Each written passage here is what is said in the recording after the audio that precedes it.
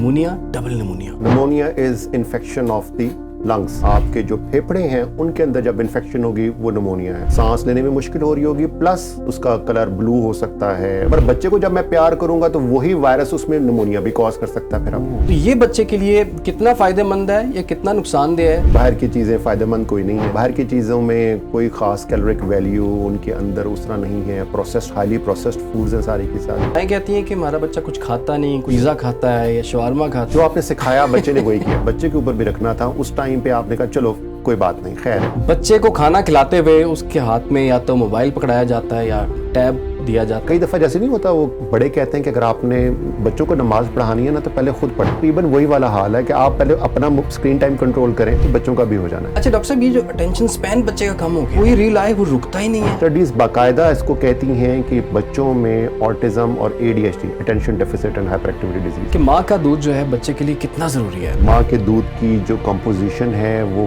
First month के baby as compare to 6 months के baby में मदर की कंपोजिशन में भी फर्क आ जाता है। मतलब उसके अलावा जो फायदे उसके इन्फेक्शन से बचाने वाले हैं, इन चीजों से जो प्रोटेक्शन है, ये आपके फार्मूला तो इस लेवल पे है ही नहीं ना। अस्सलाम वालेकुम, सुनो पॉडकास्ट के साथ मैं हूं इमरान सनाउल्ला। हर हफ्ते एक नए पॉडकास्ट के साथ आपकी खिदमत में हाजिर होते हैं। आज का पॉडकास्ट भी बड़ा अहम है, स्पेशली उन तमाम लोगों के लिए जिनके छोटे छोटे बच्चे हैं। तो बच्चों को उनकी केयर करना, उन्हें संभालना, उनका इलाज करवाना एक बहुत मुश्किल मरहला है, एक बहुत मुश्किल काम है। लेकिन ये मरहला और ये काम बड़ा आसान भी हो सकता है अगर आपके कॉन्सेप्ट्स क्लियर हों, अगर आपको पता हो कि कब क्या करना है और कब क्या नहीं करना। तो छोटे बच्चों की केयर कैसे की जाती है, हमारे एक दोस्त हैं वो ये कहा करते थे कि जानवरों के बच्चे तो बड़ी आसानी से पल जाते हैं, सबसे मुश्किल इंसान का बच्चा पलता है। तो इंसान के बच्चे को आपने किस तरह से पालना है, उसकी क्या केयर करनी है, उसकी क्या मेडिकेशन रिक्वायर्ड होती है और क्या मिथ्स हैं, आज के पॉडकास्ट में हम इन्हीं पर बात करेंगे। आज स्टूडियोज़ में हमें ज्वाइन कर लिया है मारूफ नियोनेटोलॉजिस्ट और पीडियाट्रिशियन डॉक्टर जाहिद अनवर साहब ने। अस्सलाम वालेकुम डॉक्टर साहब। डॉक्टर साहब, पहले तो ये बताइए, क्या वाकई इंसान के बच्चे को पालना और उसकी केयर करना बहुत मुश्किल है? इस बात का अंदाज़ा तो इस बात से हो जाएगा कि आपको स्पेशल पॉडकास्ट करना पड़ता है इन टॉपिक्स के लिए जो आपको जानवरों के बच्चों के लिए नहीं करना पड़ता। So it is. और जैसे जैसे अवेयरनेस ज़्यादा होती जा रही है उसके साथ साथ आपके क्वेश्चंस के आगे कॉम्प्लिकेशंस वो ज़्यादा होती जा रही हैं। So clarity of thought and clarity of concept होना बहुत बेहतर और बहुत अच्छी चीज़ है, ख़ास तौर पे आजकल के ज़माने में जब हर किसी के हाथ में मोबाइल फ़ोन है और गूगल एकदम से आपको बहुत सारी चीज़ें बता देता है। ऐसे ही। अच्छा डॉक्टर साहब, स्टार्ट हम करते हैं क्विकली। हम कोशिश करेंगे ज़्यादा से ज़्यादा इश्यूज़ जो हैं उसे कवर कर सकें।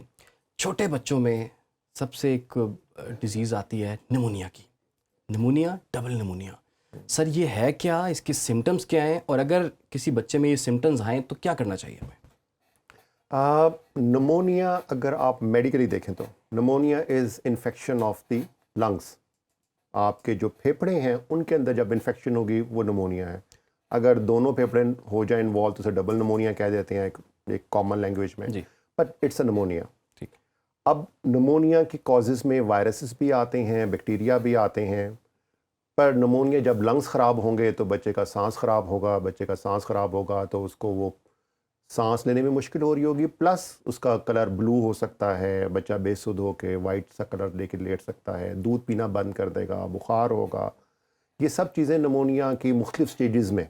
निमोनिया इस तरह नहीं है कि एकदम हुआ निमोनिया और एकदम से सारा कुछ हो गया। वो इंक्रीजिंग सेवेरिटी के साथ चीज़ें आगे आगे वर्सन होती जाती हैं। शुरू में हल्का सा सांस ख़राब होना शुरू हुआ, खांसी ज़ुकाम हुआ, हल्का सा फीवर हो रहा था। कुछ देर के बाद वो सांस ज़्यादा ख़राब होना शुरू हो गया, हत्ता कि होते होते वो स्टेज आ गई कि अब बच्चे से सांस ही नहीं लिया जा रहा। So all these are stages of pneumonia. से निमोनिया को किसी एक पॉइंट पर डिफाइन नहीं किया जा सकता। ठीक है ना। सो प्रिवेंशन, आप सबसे बेहतर तरीका तो बचाव का ही है। बचाव करने के लिए ज़रूरी ये है कि आप जो है बच्चों के मुंह पे प्यार थोड़ा कम करें। अगर आपको फ्लू खांसी है, आप बच्चे के मुंह पे प्यार करे जा रहे हैं तो आप वायरसेस तो डायरेक्टली ट्रांसमिट कर देंगे उसको।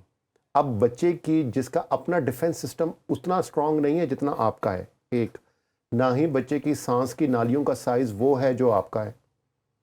साइज़ भी छोटा, इन्फेक्शन भी हो गई, थोड़ी सी स्क्रीशंस आई और खड़ खड़ खड़ खड़ सांस में होनी शुरू हो रही है। सो और आप मेडिसिन दे लेंगे, इंशाअल्लाह अल्लाह करेगा बेहतर भी हो जाएगा, मगर प्रिवेंट जब किया जा सकता है तो फिर प्रिवेंट क्यों ना करें। सही। तो कुछ लोग ये कहते हैं, एक रिसर्च में देख रहा था, वो कहते हैं 6 से 8 महीने तक बच्चे को प्यार ना करें फेस पे।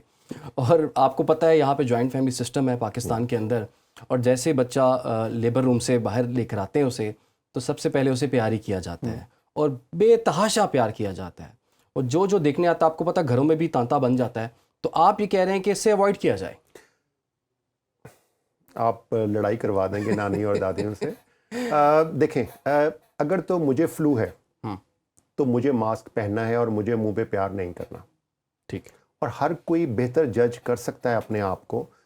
और ज़रूरी नहीं है कि मुझे बहुत सीवियर इन्फेक्शन होगी तो वायरस ट्रांसमिट होंगे। मैं 1-2 छींके लूँगा, थोड़ा सा खांसी करूँगा, मगर बच्चे को जब मैं प्यार करूँगा तो वही वायरस उसमें निमोनिया भी कॉज कर सकता है फिर आप। ठीक है ना। तो इसलिए फिर हर एक को अपना करना है।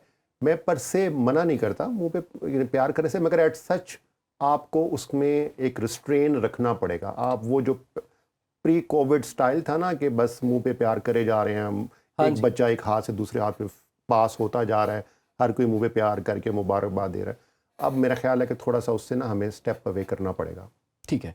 अच्छा डॉक्टर साहब, आजकल सर्दियां हैं और बच्चे खाते पीते भी थोड़ा सा कम हैं, और उनकी ख्वाहिश और कोशिश यही होती है कि हम प्रोसेस्ड फूड्स जो हैं, वो जंक फूड्स जो हैं, नगट्स हैं, इस तरह की चीज़ें, बाहर से आई हुई पैक्ड चीज़ें जो है वो खाएं। तो ये बच्चे के लिए कितना फ़ायदेमंद है या कितना नुकसानदेह है, और किस हद तक आप अलाउ करेंगे कि इतना थोड़ा सा बच्चों को खिलाया जा सकता है? बेसिकली मेरा ख्याल है कि इसके अंदर तो एक कंसेंसस सबका ही होगा कि बाहर की चीज़ें फ़ायदेमंद कोई नहीं है। ऑलमोस्ट मोर और लेस सबका इस बात पे होगा कि बाहर की चीज़ों में कोई ख़ास कैलोरिक वैल्यू उनके अंदर उस तरह नहीं है। प्रोसेस्ड, हाईली प्रोसेस्ड फूड्स हैं सारी की सारी, और दे आर नॉट बेनिफिशियल। ठीक है ना। इसमें है मसला ये होता है कि बच्चों को पहले खुद ही अच्छा कुछ नहीं खा रहा तो चलो ये तो खा ले, नगेट्स दे दिए। अच्छा कुछ नहीं खाया तो चलो बिस्किट दे दें, बिस्किट दे दिए।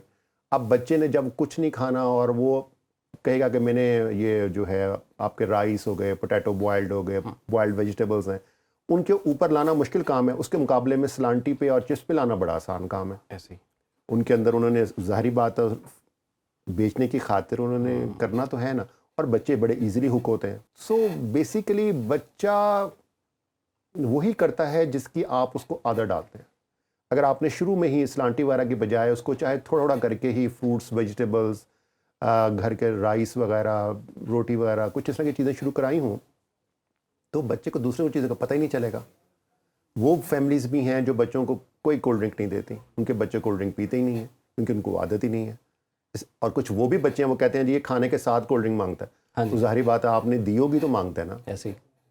सो बाहर की चीज़ें मोरल आपका तकरीबन उनके अंदर कैलोरिक वैल्यूज़, उनके अंदर अपनी nutritional values, they are kind of. बच्चों में भी ओबेसिटी आ रही है जी? वो जाहिर बात है जब आप प्रोसेस फूड लेंगे और आप अनबैलेंस डाइट लेंगे तो ओबेसिटी फिर आएगी।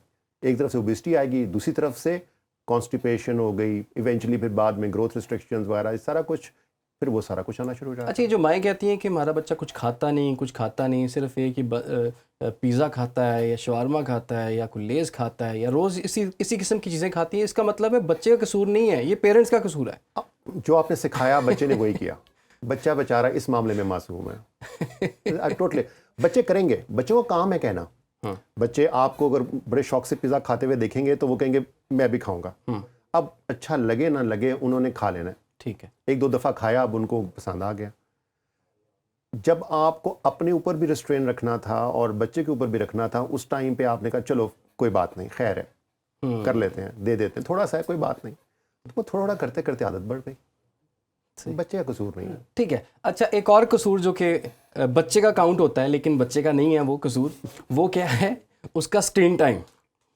बच्चे को खाना खिलाते हुए उसके हाथ में या तो मोबाइल पकड़ाया जाता है या टैब दिया जाता है या फिर स्क्रीन पर कुछ लगाया जाता है, तो तब बच्चा खाता है, उसके बगैर कुछ नहीं खाता वो।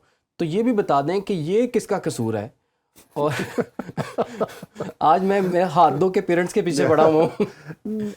देखिए ना, अब असल में हुआ ये है कि मोबाइल फ़ोन हर एक किसी के हाथ में है, माँ के हाथ में भी है, जो फ्री टाइम मदर्स के पास होता है वो भी मोबाइल पे गुजरता है, फादर्स का भी यही हाल है। जब माँ बाप मोबाइल देखेंगे तो बच्चा फिर क्यों ना देखे? सिंपल। अगर वो ही माँ बाप बच्चे के साथ इन्वॉल्व हो जाएं तो दोनों ही मोबाइल नहीं देख रहे होंगे। वाह वाह वाह। ठीक है ना? तो आप खुद ही आदत डालेंगे यानी आसानी के लिए, जल्दी के लिए, बस उसको मोबाइल दिखाया, जल्दी से खिला दिया, अब वो ना खाने की हैबिट बन रही है, उधर से मोबाइल की आदत भी पड़ी जा रही है। अब कब तक चलेगा ऐसा काम? सो आपको वो चीज़ें शुरू में कई दफ़ा जैसे नहीं होता, वो बड़े कहते हैं कि अगर आपने बच्चों को नमाज़ पढ़ानी है ना तो पहले खुद पढ़ें। हाँ जी। तो ये तकरीबन वही वाला हाल है कि आप पहले अपना स्क्रीन टाइम कंट्रोल करें तो बच्चों का भी हो जाना है। यानी कि जो बड़े हैं वो भी बच्चे ही हैं, वो भी नहीं बाज आ रहे। यानी कि जैसे बड़े वैसे बच्चे। तो इस तरह ही है ना, अब है ही इस तरह। जैसे घर में कुछ वो लोग भी तो कुछ चंद एक फैमिलीज हैं जो कहते हैं हम घर में टीवी नहीं रखते, तो क्या उनके बच्चे बड़े नहीं हो रहे? हो रहे हैं ना, उनके भी बच्चे बड़े हैं और वो ठीक है। बिल्कुल। तो अच्छा डॉक्टर साहब, ये जो अटेंशन स्पैन बच्चे का कम हो गया है कि वो रुकता ही नहीं है, कोई रील आए वो रुकता ही नहीं है और जल्दी से उसने आगे बढ़ जाना होता है और वो घंटों घंटों लगा हुआ है। इसीलिए तो मोबाइल ज़्यादा ख़तरनाक है। मोबाइल आपका ना टच इंटरफेस है, तो वो चाहे समझ आ रही है नहीं आ रही, वो इधर बटन दबा इधर दबा, चीज़ें स्क्रीन चेंज होती जा रही है, वो करते जा रहे हैं। कोई कार्टून नज़र आ गया, थोड़ी ज़्यादा देर देख लिया, सो आपका अटेंशन स्पैन वहीं से कम हो गया। उसके मुकाबले में टीवी का वो थोड़ा बेहतर है क्योंकि वो कंट्रोल आपके हाथ में नहीं है, वो जो लगा हुआ है फिर आपको वही देखना पड़ना है। अगरचे उसके भी आते हैं। मुझे अच्छी तरह याद है कि ज़माने में एक फैमिली आई, उस ज़माने में केबल पे ये चलता था पोकेमॉन। तो वो कहें कि ये बच्चा ना हमारा पोकेमॉन की तरह बोलता है, ये बोलता ही पोकेमॉन की तरह। जब पता किया तो वो सारा वक्त पोकेमॉन चलता था टीवी पे, तो बच्चे ने वही करना था ना। अब टीवी बंद करें, बच्चा ठीक हो जाएगा। मगर स्क्रीन टाइम जो मोबाइल वाला है ना, ये तो अब स्टडीज़ बाकायदा इसको कहती हैं कि बच्चों में ऑटिज़म और ADHD, attention deficit and hyper activity disease, उसके वन ऑफ द कॉजेज़ में से है अब मोबाइल फ़ोन। वो बच्चे जो देर से बोलते हैं, उनके अगर आप हिस्ट्री थोड़ी सी ध्यान से लें तो उनके अंदर भी पता चलता है कि स्क्रीन टाइम बहुत ज़्यादा है। तो ये वो एक किस्म की मुसीबत है जो आप अपने ऊपर खुद ही तारी कर रहे हैं। बाद में फिर आप छुड़वाने के लिए मज़ीद बच्चे से लड़ाई करेंगे, रोएगा, तंग हो रहे हैं, खा नहीं रहा, ये हो रहा है, वो हो रहा है। अगर शुरू से ही उसको मॉडरेट कर लिया जाए तो that would be much better for everybody. Mobile phones नहीं देने चाहिए, they are too interactive, they are too addictive. TV पे आप थोड़ा बहुत वो भी कंट्रोल रखें, बच्चों की एजुकेशनल राइम्स हो गई, कोई थोड़ा एजुकेशनल चीज़ें रखें उसमें भी। मसलन माइंडलेस वो ना चले स्क्रीन। बच्चों के साथ फिज़िकल एक्टिविटी करें। फिज़िकल एक्टिविटी करके आप बच्चे को भूख भी लग जाएगी, बच्चे की ग्रोथ भी हो जाएगी, खाना पीना बेहतर हो जाएगा, बावल हैबिट्स बेहतर हो जाएंगी। तो kind of so many things. यानी कि बच्चे के बिहेवियर के अंदर जो चेंज आ रहा है वो भी शायद इसी वजह से है कि वो टेंट्रम शो कर रहा होता है, उसके बाद लड़ रहा है, चीख रहा है, चिल्ला रहा है। बिहेवियरल चेंजेस भी तो उसी आपके ऑटिज्म स्पेक्ट्रम का हिस्सा ही है ना। शुरू में थोड़ा बहुत होना शुरू होगा, आप ज़्यादा करते जाएंगे, इंटरवीन नहीं किया आपने, हता होता तो वो अब एक टर्म आती है वर्चुअल ऑटिज्म, जो मोबाइल फ़ोन के साथ रिलेटेड है।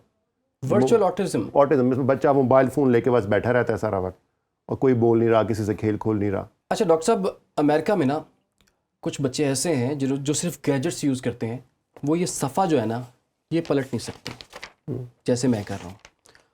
तो उसके लिए उन छोटे बच्चों की थेरेपी की जाती है, क्योंकि देखिए ना जब आप गैजेट्स यूज़ करेंगे तो आप टच इंटरफेस है इसका, बिल्कुल, तो आप ऐसे ऐसे कर रहे हैं तो उनको वो सफ़ा नहीं पलट सकते।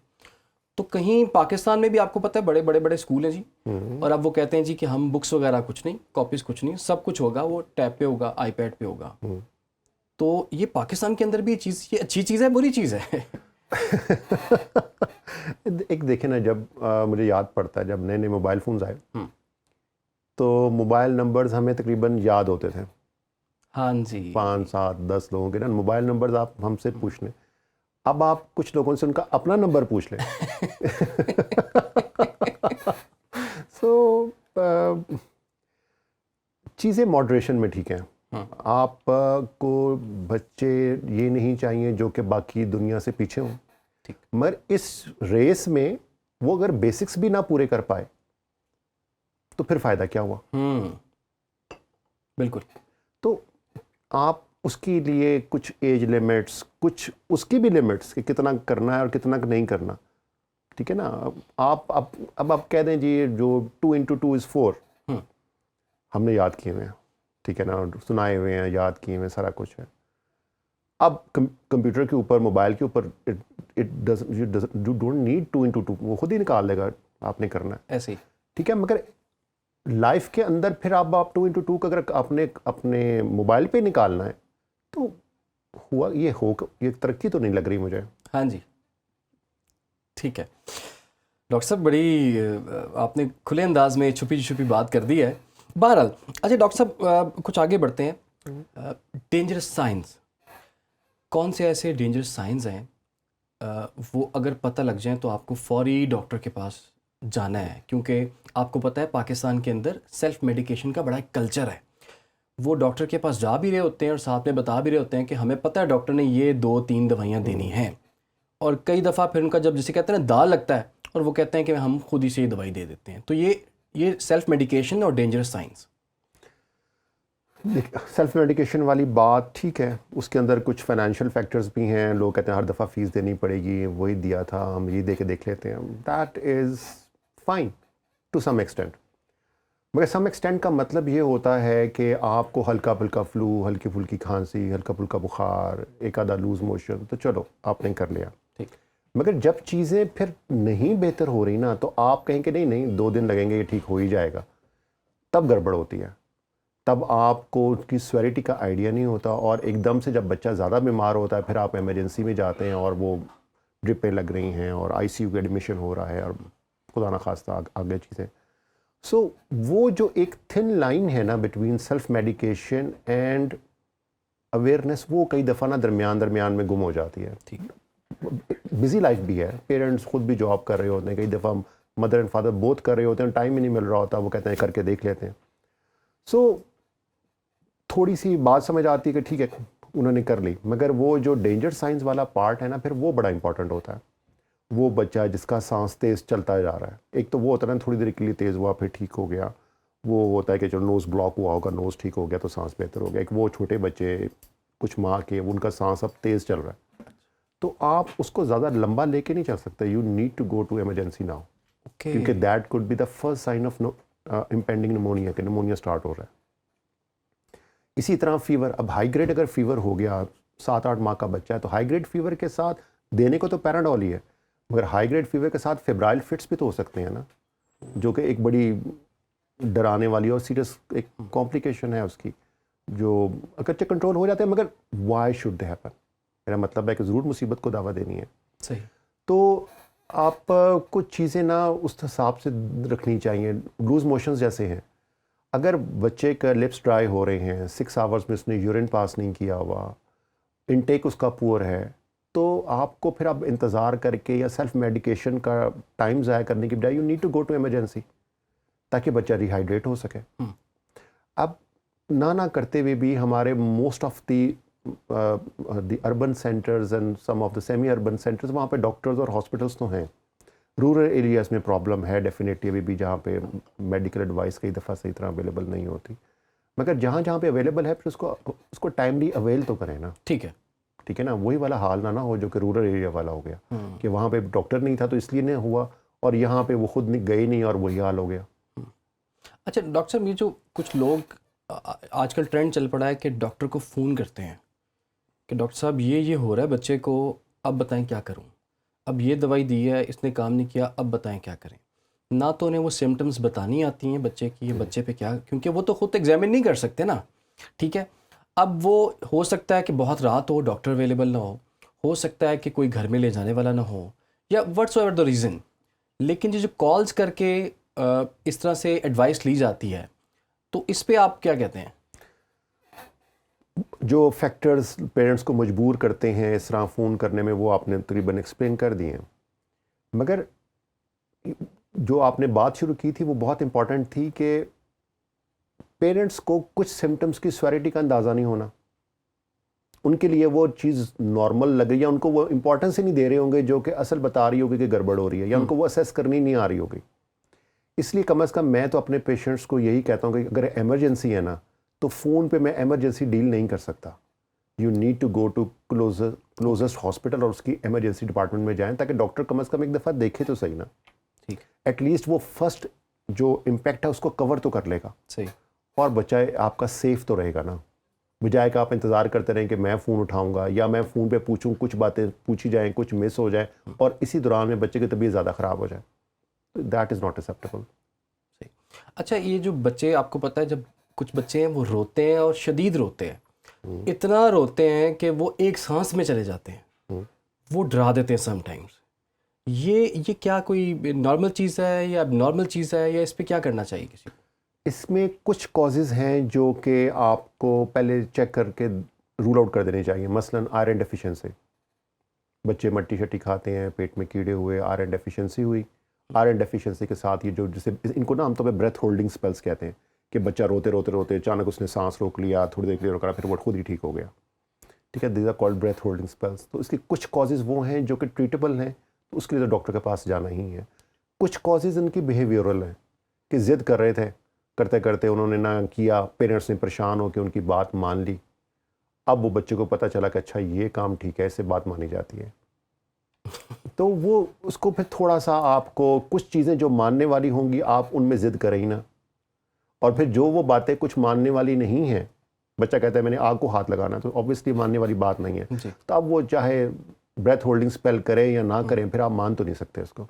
सो उसके अंदर फिर होता है कि आप अननेसेसरी कन्फ्रंट्रेशंस को अवॉइड करेंगे और कुछ चीज़ों पे आप स्टिक करेंगे, कुछ पे आप कन्फ्रंट करेंगे ही नहीं। सो ऐसे करके वो बच्चे उससे निकल आते, जब उनको पता चलता कोई फ़ायदा नहीं हो रहा, मगर उसके नीचे जो अंडरलाइंग कॉजेज़ हैं उनको पहले एक दफ़ा देखना ज़रूरी है। मगर सही, वो ये ना हो कि आयरन डेफिशिएंसी हो रही है, आप उसको बिहेवियरल थेरेपी में लगे हुए हैं, तो पहले आयरन डेफिशिएंसी तो ठीक कर लेना। ठीक है। अच्छा, क्योंकि इतना टाइम नहीं होता ना कि डॉक्टर के पास जाना है, अब सांस उस बेचारे बच्चे का नहीं आ रहा, तो वक्ती तौर पर क्या ऐसा कोई थेरेपी बता दें या उसे उल्टा करना है, पोजीशन चेंज करनी है? हाँ, आप उनको एक करवट पे जो आपको इमीडिएट करना है उसको एक आप एक करवट पे कर लें, ताकि गले में जो भी मुंह में सिक्रीशंस या कोई वॉमिट वगैरह कुछ भी आ रहा है वो साइड पे आ जाए। ठीक है ना, आप एक साइड पे करते हैं, आप उनको बहुत उल्टा, अगर आपको लगे कोई सांस में फंसा है तो आप उल्टा करते हैं, नहीं तो एक साइड पे करना बेहतर रहता है।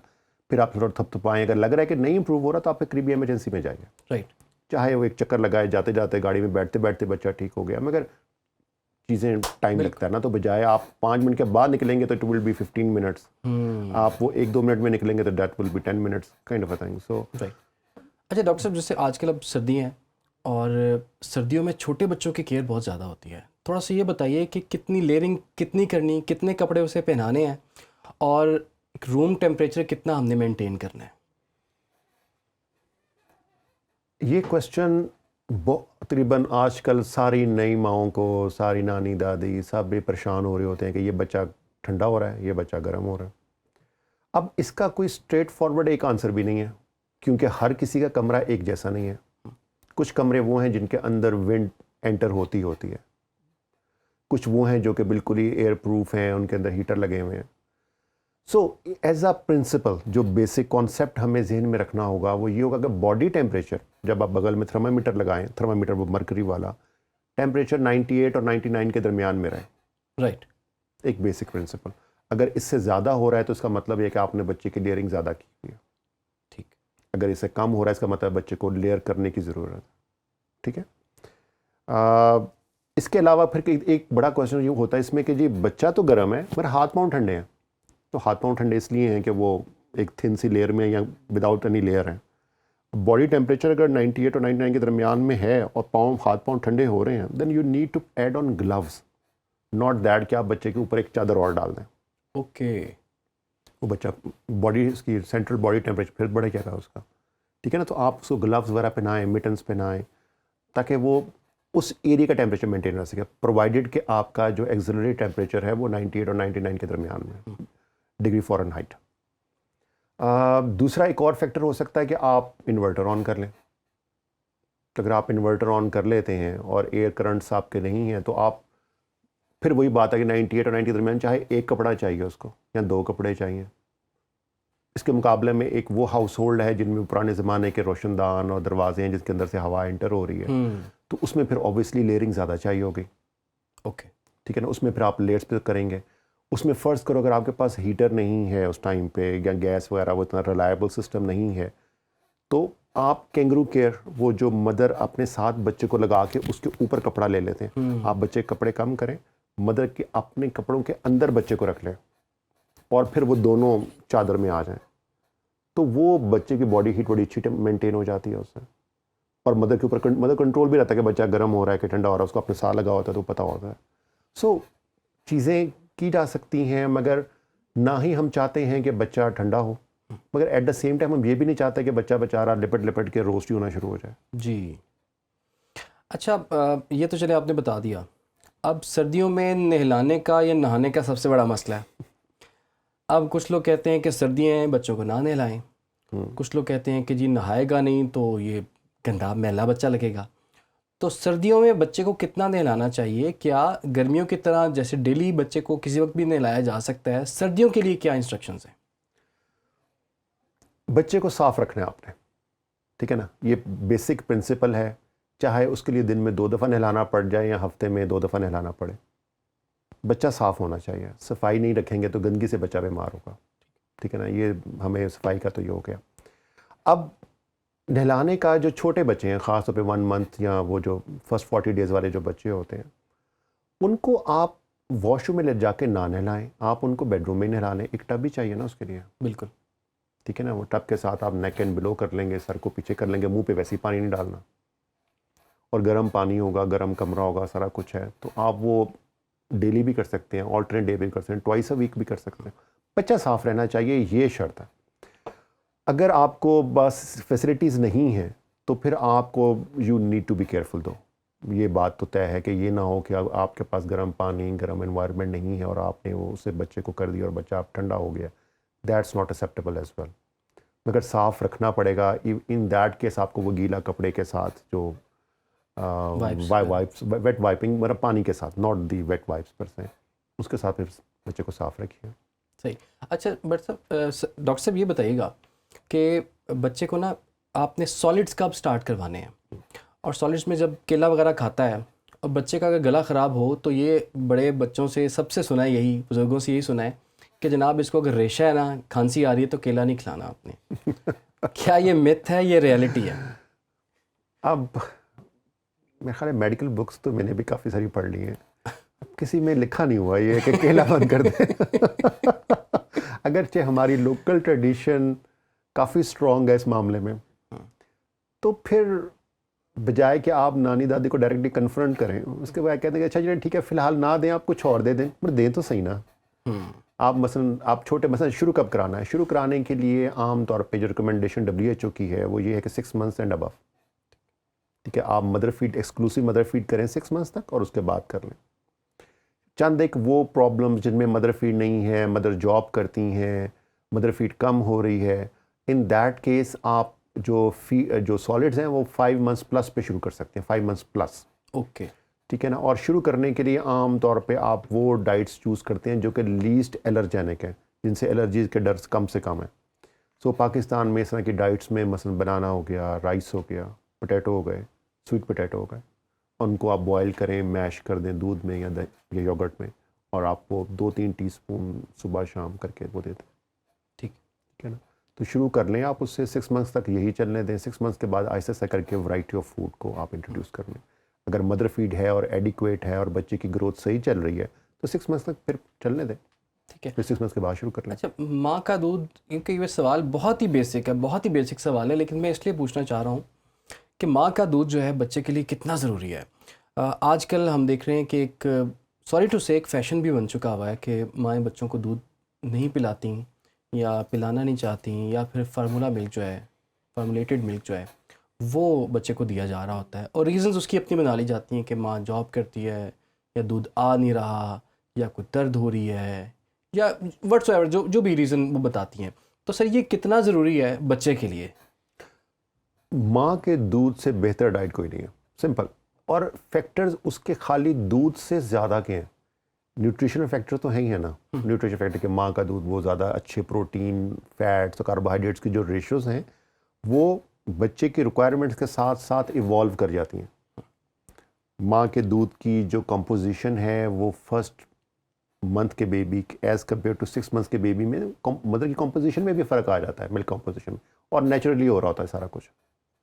सो आपकी न्यूट्रिशनल हिसाब से के साथ तो है ही है, मगर उसके अलावा जो फ़ायदे उसके इन्फेक्शन से बचाने वाले जो कि आपके फार्मूलाज रेप्लिकेट कर ही नहीं सकता, एलर्जी से बचाने वाले, लॉन्ग टर्म डायबिटीज़ से प्रोटेक्शन, इन चीज़ों से जो प्रोटेक्शन है ये आपके फार्मूलाज तो इस लेवल पे है ही नहीं ना, वो तो सिंपल एक न्यूट्रिशन का भी अभी रिप्लेसमेंट कर रहे हैं, ठीक है ना। तो इसलिए मदर फीड के मुकाबला तो अब मसलन आप सोच भी नहीं सकते, मतलब वो it's an out of question thing कि ये मुकाबला भी कोई है इनका आपस में। जो आपने बात की वर्किंग मदर्स की, तो उसका भी बड़ा आसान तरीका हो सकता है कि आप एक्सप्रेस करके मदर मिल्क को आप फ्रिज में रख दें, ठीक। जब बच्चे को भूख लगे तो उसको वो गर्म पानी के अंदर डिप करके गर्म करके तो बच्चे को पिला दें, ठीक है ना। अब वो वही बात है ना कि how strongly you feel and how strongly you want to continue mother feed. सही। अगर ये क्वेश्चन अब बनता ही नहीं है आजकल के ज़माने में कि मदर फीड कितनी ज़रूरी है ही मदर फीड ज़रूरी है। अगर इसके मुतबादल के तौर पर गाय का दूध या भैंस का दूध अगर बच्चे को पिलाया जाए, छोटा बच्चा 6 महीने का 8 महीने का, उसके लिए ठीक है? अब इसके अंदर आपको फैक्टर इन करना पड़ेगा मदर फीड कैसी है, ठीक है ना, क्योंकि अब 6 मंथ से ऊपर आप सॉलिड्स भी ऐड कर रहे हैं, ठीक है ना। तो शौकिया आपको दूसरा दूध, अगर फर्स्ट करो मदर फीड चल रही है, आपने सॉलिड ऐड कर दिया साथ साथ, तो अब फिर उसके लिए काउस मिल्क या बफलोस मिल्क की ज़रूरत तो रहती कोई नहीं है। ओके। आप सॉलिड्स के साथ पूरा कर लेंगे उसको, ठीक है ना। तो इसलिए ज़रूरी नहीं है कि आप वो बफलोज और काउस को मिल्क को ज़रूर करना है आपने। आप वो जो दूध जो चीज़ें बना रहे हैं दूध वाली, मतलब राइस को आपने करना है, तो वो आप उसके लिए वो थोड़ा बहुत दूध यूज़ कर लें, घर वाला जो भी है साफ़ वाला, और बस बाकी मदर फीड कंटिन्यू करें। सही। अच्छा, जब बच्चे की पैदाइश होती है तो उसे गुड़ती दी जाती है और वो अमूमन शहद की होती है, ठीक है। अच्छा, बड़ी मैंने ऐसी वीडियोस देखी हैं कि डॉक्टर्स कहते हैं कि जी नौमौलूद बच्चे को आप शहद ना दें, लेकिन इस्तरार होता है कि फैमिली वाले पहुंचे होते हैं, बाकायदा कॉल करके कि बुज़ुर्गों को कहा होता है जनाब तुसी पहुंचो, ए गुड़ती तुसी देनी है, नाना दादा या जो भी बुज़ुर्ग होगा, या अजान किसने देनी है। तो इस पे थोड़ी सी रोशनी डालें आप। आपसे मैं बड़े कॉन्फ्लिक्टिंग क्वेश्चंस कर रहा हूँ। Fair enough. असल में शहद वगैरह मतलब आम हुज़ूर के ज़माने में कुरान में भी शहद का जिक्र है, आम हुज़ूर के ज़माने में भी शहद यूज़ होता था। सो मसला शहद का नहीं है, मसला शहद के प्योर होने का है। उसका सोर्स सेफ अगर है तो शहद अच्छी चीज़ है। मैं अभी सिर्फ शहद की बात करूँ, मैं गुड़ती वाली बात पे नहीं आया अभी। सो शहद का जिसमें जिक्र कुरान में है और हदीस में है, तो मैं उसको निगेट तो कर ही नहीं सकता। बिल्कुल, बेशक, ठीक है। सो शहद तो यूज़ हो सकता है, अलबत्ता उसके सोर्स को देखना आपका काम होगा कि it should be from a safe and secure source, ठीक है ना। ये बात साइड पे हो गई। जो गुड़ती वाली बात है ना, वो स्टडीज़, मल्टीपल स्टडीज़ ये शो करती हैं कि गुड़ती देने के चक्करों में आप मदर फीड को लेट कर देते हैं। आपने वो शहद चटा दिया उसको थोड़ी देर के लिए, फीड लेट हो गई। गुड़ती देना हमारी वो ट्रेडिशन भी है, हमारी सुन्नत में भी है। तो गुड़ती दी जा सकती है बिल्कुल। मगर ये है कि हम अब जो मैं रिकमेंड करता हूँ, मैं वो कहता हूँ जो मिल्क है ना उसी में आप फिंगर डिप करके तो बस वही कर दें, बजाय कि आप कोई स्पेशल बाज़ार से गुड़ती जो बनी बनाई लें, आप शहद लें जिसके बारे में आपको पता नहीं है। तो आप हार्मफुल चीज़ों से बचें। वो जो थोड़ा सा दूध है बच्चे का, उसी के अंदर आप वो फिंगर डिप करके उसको कर दें तो गुड़ती तो हो गई ना, ठीक। और हाथ भी साफ़ और दूध भी साफ़ है, सारा कुछ। तो हमें एज सच निगेट करने की ज़रूरत नहीं है, मगर एट द सेम टाइम हमें उनको मॉडिफाई और थोड़ा सा नॉलेज के साथ मिलाने की ज़रूरत है। ठीक है। और सर्कमसिशन के बारे में बताइए। कुछ लोग कहते हैं कि बस पहले दूसरे तीसरे दिन तक आप जब तक हॉस्पिटल से डिस्चार्ज होने से पहले करवा लें आप। और कुछ लोग होते हैं वो कहते हैं अभी ज़रा ठंड ज़्यादा है, बच्चा बहुत छोटा है, अभी तो कैसे दर्द बर्दाश्त करेगा या जो भी है, या कॉम्प्लिकेशन ना हो जाए ऐसी। तो रिकमेंडेड क्या चीज़ है इसमें? रिकमेंडेड आप फर्स्ट वीक 10 डेज़ में कर लें इफ़ यू वांट टू। मगर इसके अंदर फिर ये भी चीज़ें देखेंगे, बेबी ठीक है, ये नहीं कि आपका प्रेमिस ये है कि baby is healthy, otherwise there is no other problem, तो आप फर्स्ट वीक 10 डेज़ में करा लें, ठीक है। क्योंकि जैसे जैसे आपका जो तरीका आजकल यूज़ होता है वो है वो कैप वाला, प्लास्टिक कैप्स रिंग वाला प्लास्टिक कैप्स एंड रिंग्स। तो वो जो है जैसे जैसे बेबी बड़ा होता जाएगा, बड़े साइज़ के रिंग्स मिलना उस हिसाब से फिर मुश्किल होता जाता है। Then you need to revert to the surgical method, कि आपको सर्जिकल मेथड के तहत वो सर्कमसिजन करनी पड़ेगी। सो अर्ली कराना ठीक है, उस टाइम पे बच्चा अभी हो रहा होता है, मगर ये भी नहीं कि बच्चे ने अभी पहला दूध पिया और कहें कि आप सर्कमसिजन भी कर दें साथ। थोड़ा सा बच्चे को सेटल इन होने दें, मदर के साथ थोड़ा सा उसको होने दें और फिर करा लें। ठीक है। अच्छा डॉक्टर साहब, एक और चीज़ बड़ी ये नॉन ट्रेडिशनल किस्म का सवाल मैं करने जा रहा हूँ आपसे, वो ये कि बहुत से पेरेंट्स जो होते हैं ना, वो बेबी जब प्लान कर रहे होते हैं तो उनके जहन में होता है कि अच्छा जी गर्मियों में बच्चा पैदा होगा या सर्दियों में। ठीक है। और कुछ माओं की भी अपनी चॉइसेस होती हैं, पेरेंट्स की अपनी चॉइस होती हैं, यार सर्दियों में जो है मुश्किल होता है या गर्मियों में नहीं, सर्दियों में हो। तो ये बताएं बच्चा आसानी से जो है वो सर्दियों में बच्चा प्लान किया जाए या फिर गर्मियों में? ऐसा सवाल पहले आपसे नहीं हुआ? नहीं, वाकई नहीं हुआ। इसका ना मेरा जो अपना है, बच्चा अल्लाह की नेमत है, ठीक है, और एक ऐसी नेमत है कि जिनके पास नहीं है आप उनको ख्वार होते हुए देखें ज़रा, और उनको उसके लिए जब अल्लाह को मंजूर होगा होना वो तभी है। कर लें आपने जितनी कोशिश करनी है। हाँ, कोई ज़रूरी नहीं है कि आप कोशिश करने पे ही होना तो तभी है जब वो अल्लाह को मंजूर होना है। और ऐसा कहने को इतने सारे बच्चे पैदा होते हैं, but such a complicated system कि आपको जब एक दफ़ा प्रेगनेंसी और उसके जो आप उसकी फिजियोलॉजी और उसको जब पढ़ते हैं ना, तो फिर कि अल्लाह का बनाया हुआ सिस्टम कोई उसमें चक्कर नहीं है कि आप ना ज़्यादा समझदार बने उसमें। सही। अच्छा, एंटीबायोटिक्स बच्चों को जो दी जाती हैं बाहर के मुल्कों में तो आपको पता नहीं दी जाती, और पैराडोल भी नहीं दी जाती। यहाँ पर कुछ भी बच्चे का माथा हल्का सा गर्म हुआ नहीं, माँ ने ड्रॉपर भरा और बच्चे को दे दिया, और बुखार का अभी शुरू ही हुआ है तो साथियों से कहा इसको हो जाना है, इसको बुखार हो जाना है, मैं दे रही हूँ इसको। तो ये जो एक रवैया है पेरेंट्स की तरफ से, बज़ाहिर तो ये बच्चे की केयर कर रहे हैं वो कि बच्चे को बुखार ना हो, तो ये करना चाहिए ऐसे? असल में इट्स नॉट बच्चे की केयर पर से, it can be having side effects in the baby. बच्चे को उसका जो मेडिसिन दे रहे हैं, हर मेडिसिन कोई ना कोई साइड इफ़ेक्ट तो होता ही है ना। ऐसे वो बच्चे रहते हैं तो अल्लाह की रहमत है, मगर जिनको साइड इफ़ेक्ट्स हो जाते हैं वो तो फिर बेचारे बर्दाश्त करने पड़ते हैं उनको। एक और चीज़, आपकी ज़्यादातर इन्फेक्शंस पाकिस्तान में वायरल हैं। आपकी upper respiratory tract infection mostly viral हैं, आपके डायरिया के कॉजेज़ ज़्यादातर वायरल हैं, और वायरस में एंटीबायोटिक का रोल ही कोई नहीं है। वायरस ने अपना टाइम पूरा करना है और ख़त्म होना है। आप एंटीबायोटिक दें ना दें वो डिपेंड करता है ना। डायरिया के लिए तो एंटीबायोटिक भी कोई नहीं है, ठीक है। आप सिंपल उसको जो सिम्टम्स हैं उनको कंट्रोल करें। एंटीबायोटिक बनता ही तब है जब बैक्टीरियल इन्फेक्शन लग रही है आपको, राइट।